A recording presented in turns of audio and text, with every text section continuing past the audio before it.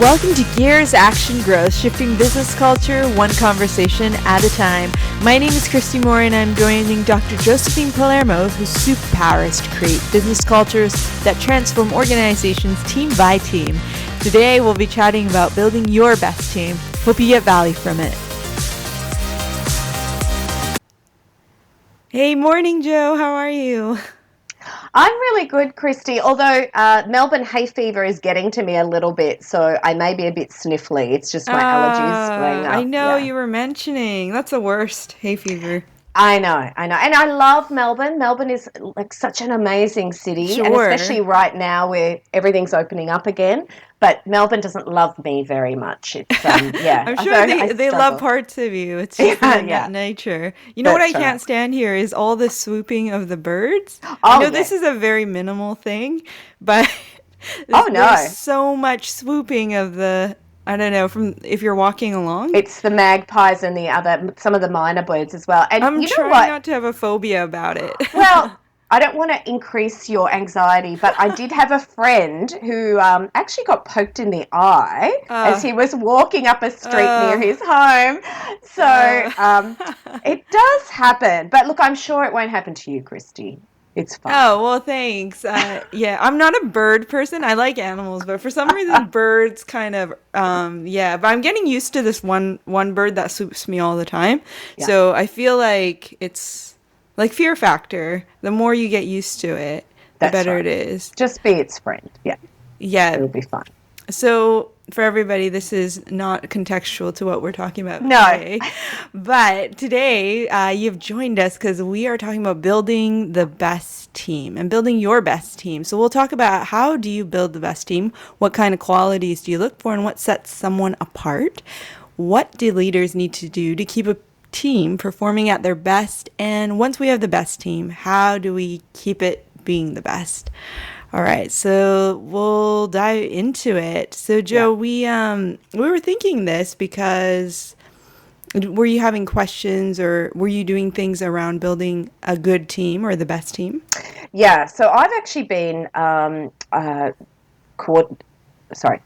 I've actually been facilitating a program, co-facilitating a program for 16 conditions. So it's really on my mind right now. And a lot of people have been coming to me with questions about, some of the problems they're having with their employees or their staff or their teams. And so it's very relevant as we start to also come out of lockdown and out of restrictions because people are asking, what do I need to do to kind of build my culture back up, build the engagement back up as people are coming out of their homes and maybe back into a different rhythm of being maybe in the office full time or some of the time. And part of that is actually really focusing on what teams do in your organization and how you can actually get them performing to an optimal level. So it's been on my mind because of the two things that I've been involved with right now.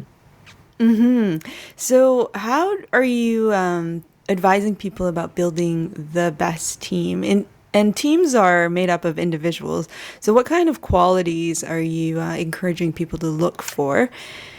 Yeah. First of all, is there a certain set of qualities that are universal in a certain sense, Yeah, not there just are. industry based? Yeah, there are, because there's been a lot of social science on teams, and how do you get them performing at their best, and we have theories that a lot of people understand. Like, for example, a lot of people think teams, start with norming and storming, and then they go into a performing phase, and the initial phase is a forming phase, and so that's Tuckman model of team effectiveness. So a lot of people sort of might have heard of that theory, but we have actually a lot of social science that really talks about teams as not going through that kind of sequential process. Teams actually kind of go through spirals of forming together, and then what you do with a team at the very beginning makes a big difference to whether they're going to perform for the next 3 to 6 months. And teams are in a way storming all the way through. They're working things out. They're focusing on how to work together better. They're focusing on how do they relate to their work, and what are the work practices that will improve the quality of their outcomes, but also the quality of, the interactions between team members. So a lot of what we think we know about teams really has been a bit busted by the social research. So the social research is there's a lot of evidence that says, actually we can bust those myths about the sequential process that teams go through. So, but once we do look at the social science here, what we do find is that what's important is really how you structure a team and how you set them up for success. It's not really about their personality or the differences between, different personality traits. And again, that's a bit of a myth, or a bit of it's not quite misguided, because, personality does make a difference, but not in a team. What you need in a team is diversity of thinking, but that doesn't necessarily mean that you need diversity of personality.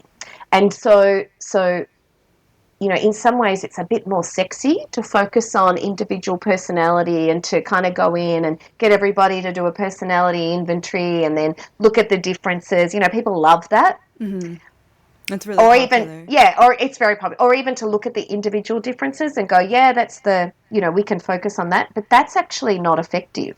What's effective is looking at a few things. There's actually a few things you need to do. Firstly, you need to get the team to have a really laser-focused shared purpose. So do they all know why they're there, what they're trying to achieve, and what it is that makes them succeed? And also, do they all understand the consequences of not succeeding? So in other words, do they understand the consequences of failure? Do they have a shared understanding of that? So we sort of can kind of, that can be something like a compelling purpose, or the purpose, why are you here?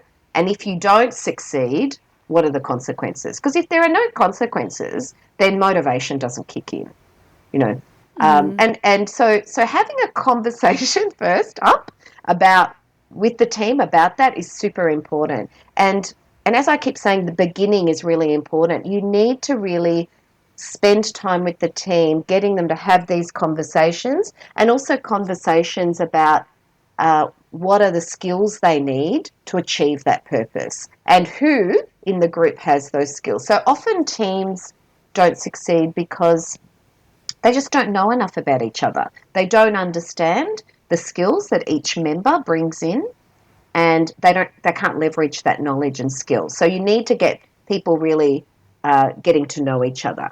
Another popular thing, though, that people do is, they take teams for a day and they do something fun, and they call that team building.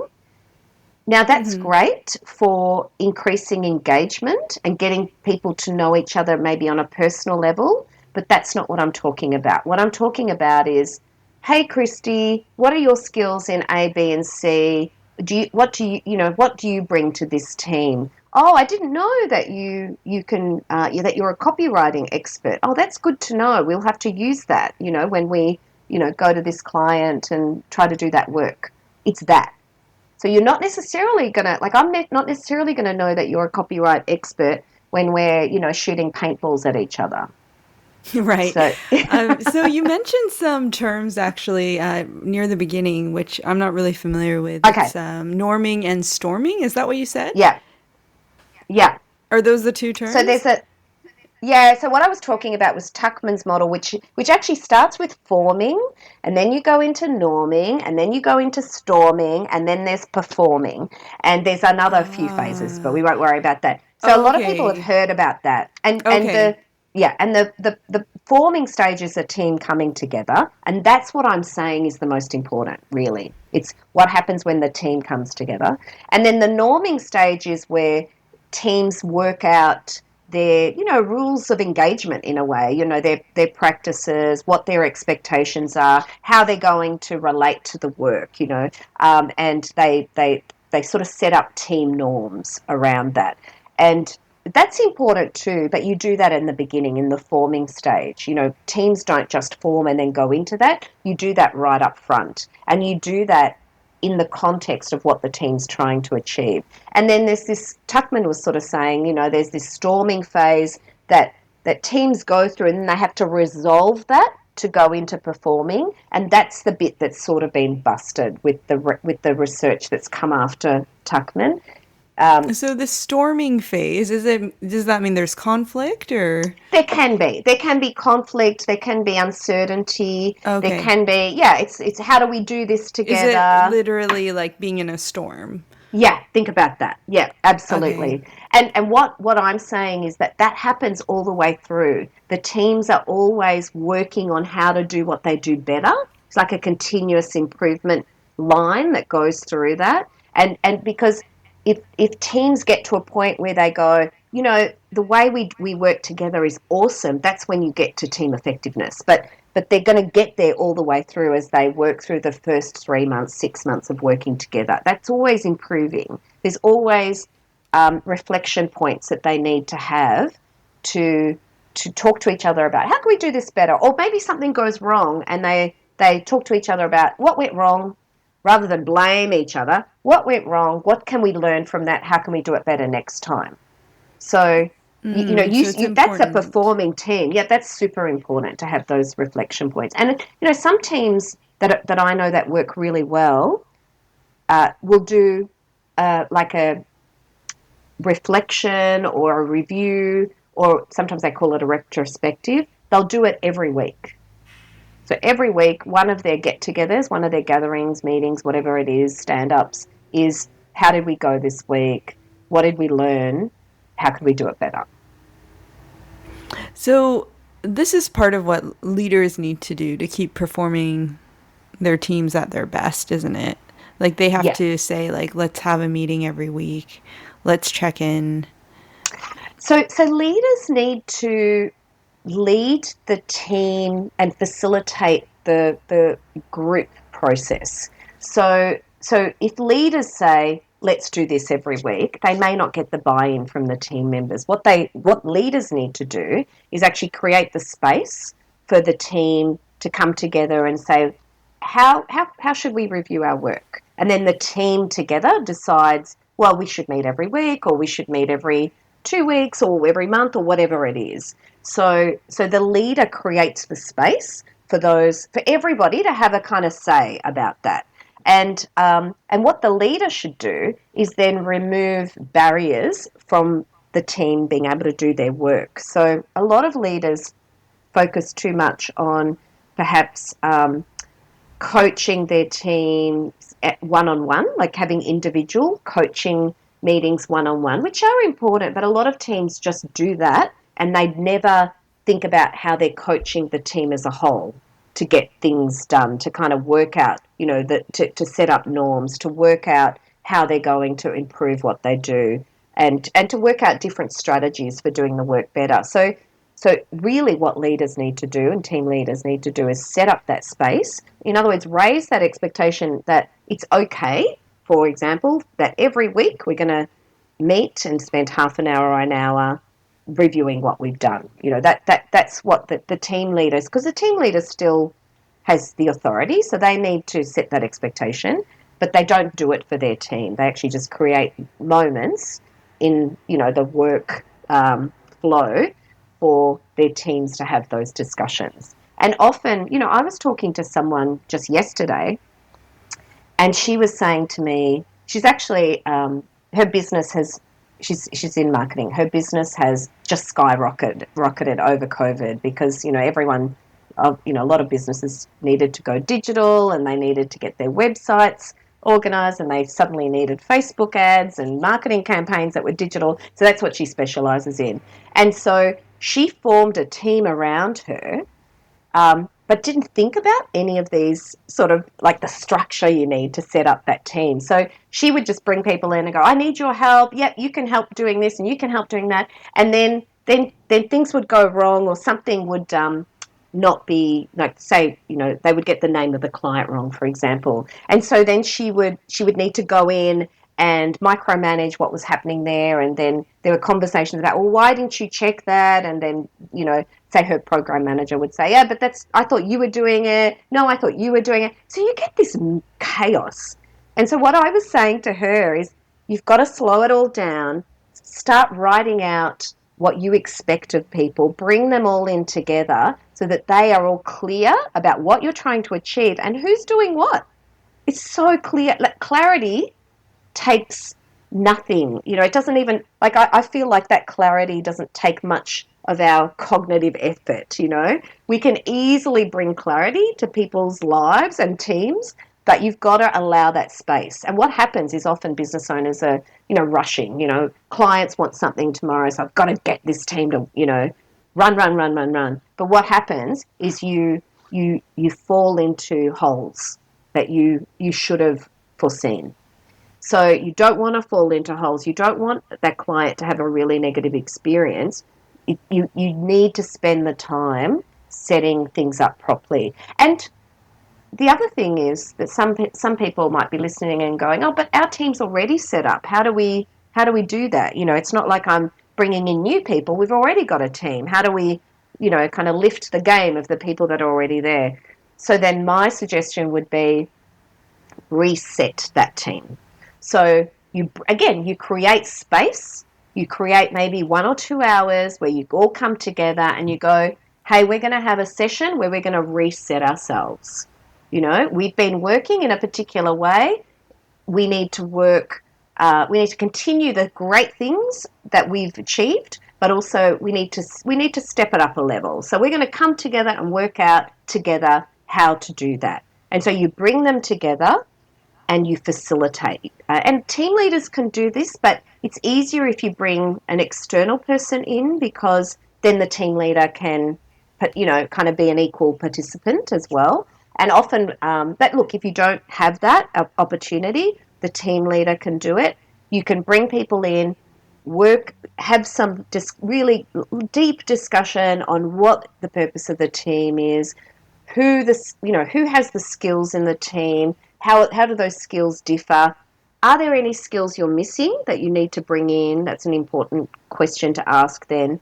And then work out, what do you need? What structure do you need in place to really be effective? So, for example, do you need norms around, we're going to, like I'm saying, we're going to meet every week to review what we do. Do you need norms around, we're going to, communicate in a particular way in this team so that we all know what we're doing? It's those norms related to the way work is done. And then importantly, how are we going to, recognise that we've done a good job? What does success look like? But how do we recognise and reward each other? And once you have that, once you have all of that together, the team is set up for success. And I can guarantee that the next 3 months will be them leading to a high-performing team. It's guaranteed. That's because we know that's what the social science says to us. It's like, do the foundational work. The rest comes, like, that's 60% of the work done in your team is doing that. 30% of the work done, I should say, is launching the team right. The rest of it, the 60%, is then the maintenance. That makes sense. So this is how leaders can keep it from going downhill, is maintaining certain things. Yeah. Is there a little bit more we could give people in terms of, if they're leaders and they are scrambling right now to try to bring their team to a level? You're saying, first of all, have time. Yeah. When you say space, you're talking about time. Time, yeah. And how much time realistically is necessary in like a week? Well, if you've got a team that's really not working well, it's problematic, I would say you would need at least 2 or 3 hours to get them. You have to get them off the work, get them off what they're doing into a space, whether that's virtual or face-to-face, and have this kind of discussion that I'm talking about so that they can reset. Okay. And, So, it's better if you've got half a day, but, if you can't, if you're very pressed for time, at least 2 to 3 hours is what you need. So because even just to have a conversation about purpose where everybody's contributing will take some time. And this is the thing. What I'm saying is bring people off their tools, have this discussion, but really have a discussion. This is not a place where leaders just talk for 2 or 3 hours. And I see that all the time. Yeah, Leaders just I've been in talk. those meetings too.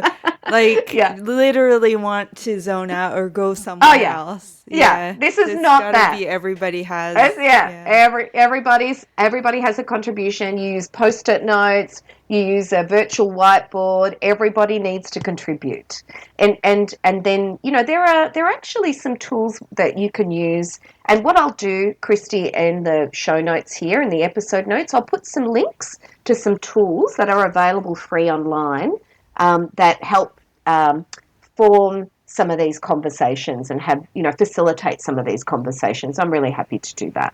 That's great. So we hope we can share that with everybody.